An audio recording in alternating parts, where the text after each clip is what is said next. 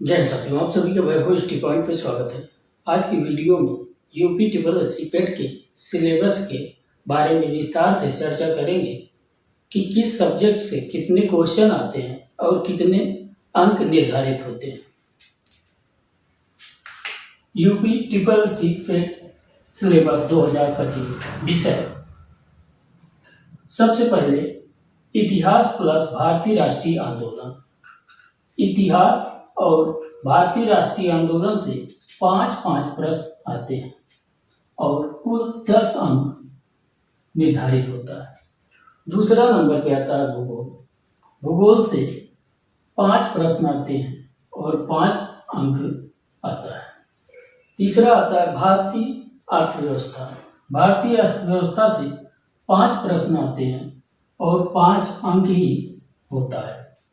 भारतीय संविधान प्लस लोक प्रशासन से 5 क्वेश्चन आते हैं और 5 ही अंक का होता है। सामान्य विज्ञान से 5 प्रश्न आते हैं और 5 ही अंक निर्धारित होते हैं। प्रारंभिक अंकगणित प्लस पाई और 4 पर आधारित प्रश्न। प्रारंभिक अंकगणित और पाई चार्ट पर आधारित प्रश्न। कुल अंकगणित से 5 प्रश्न और पाई चार्ट पर आधारित कुल 20 प्रश्न आते हैं। कुल मिलाकर के गणित से 25 अंक का 25 प्रश्न आता है, इसलिए गणित का सबसे ज्यादा प्रश्न आता है और अंक निर्धारित होते हैं।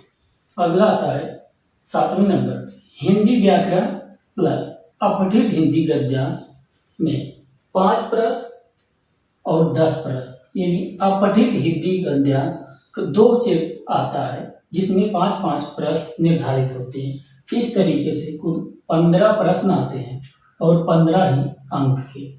समान अंग्रेजी में 5 प्रश्न आते हैं और 5 ही अंक के होते हैं। रीजनिंग के 5 प्रश्न आते हैं और 5 ही अंक के होते हैं।